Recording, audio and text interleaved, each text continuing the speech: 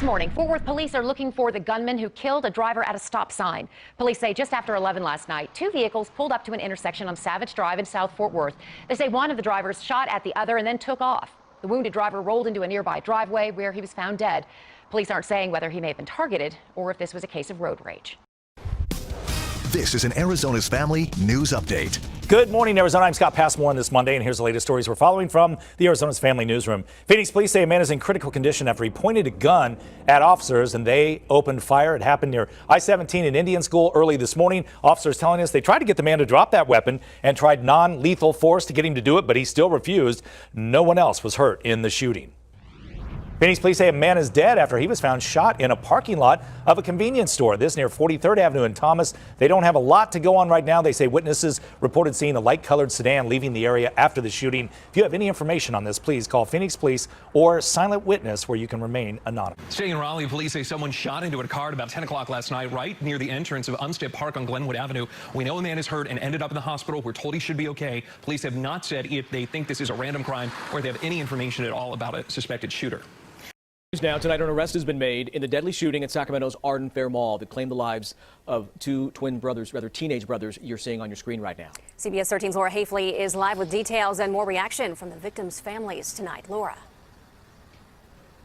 Well, just 72 hours after that fatal incident, police say they have arrested and charged 18-year-old Demario Beck with murder. Now, all three people involved in this incident so far, including the suspect and the two victims, are under the age of 20. We got a chance to speak with Sacramento Police Chief Daniel Hahn, who says violence amongst young people does seem to be going up. And we asked him if he could attribute that to anything. He mentioned several factors are at play here, including COVID. Young people have limited access to places like community centers and after-school programs. He also attributed some of this violence to the fact that his specialty police units, like the gang task forces and the community outreach teams, have been dealing with protests on a frequent basis, pulling them away from their normal operations. Either way, he says the solution to this increased violence is not a simple one.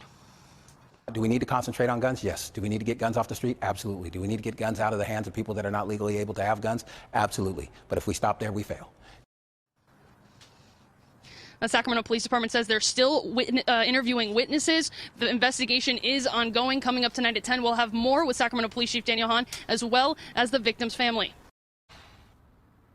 Hey, Chris. Yeah, Dwayne Reed Sr. said he moved his family from Louisiana here to Sacramento around a year ago in hopes of starting a better life. But just a day after Thanksgiving, two of his sons, Dwayne Jr. and Saquon Reed, were shot and killed at Arden Fair Mall. They were just 17 and 18. Now, police said that the shooting was a result of a verbal argument between two groups of people. And today they arrested another teen, 18-year-old Demario Beck, who they said was the man who shot and killed the teens. Today, the Reed family held an emotional press conference. Take a listen.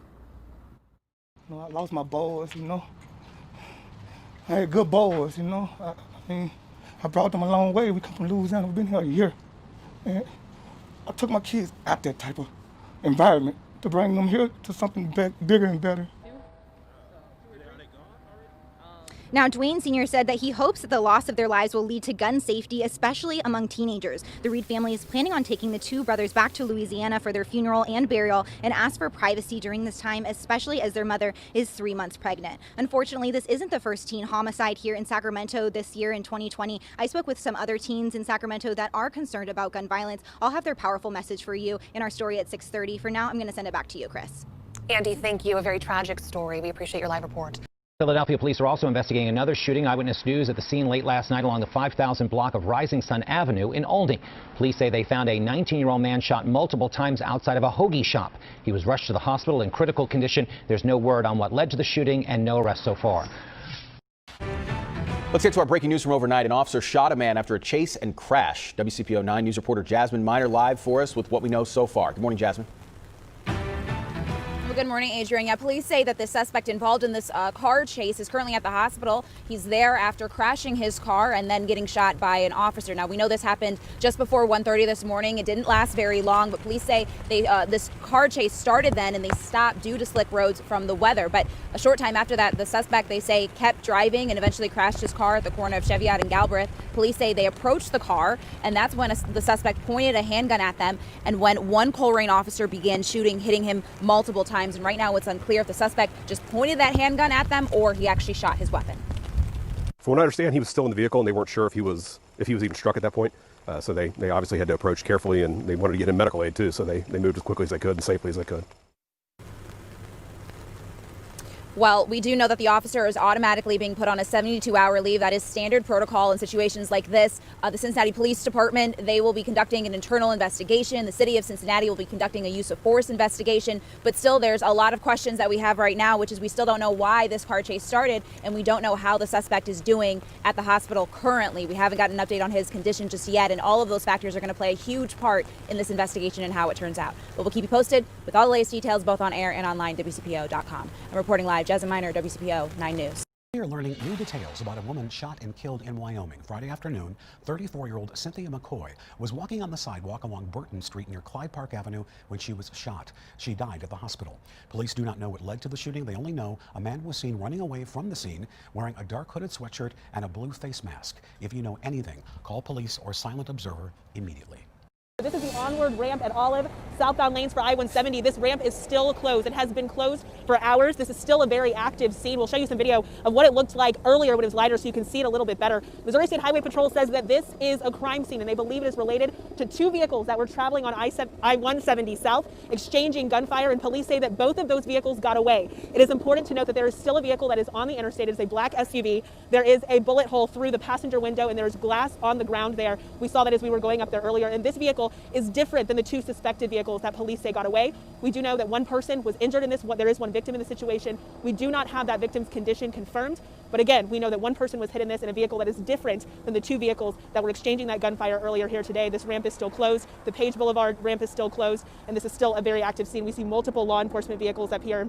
We've seen multiple cars trying to get on this ramp being turned away, and so you can still see police are out there. We do not believe that the two suspected vehicles have been found at this time, and again, no condition on that victim. So really hoping that they pull through here, but still, we've been out here for hours, and police have been out here for hours. We've seen multiple units come and go. Some have stayed.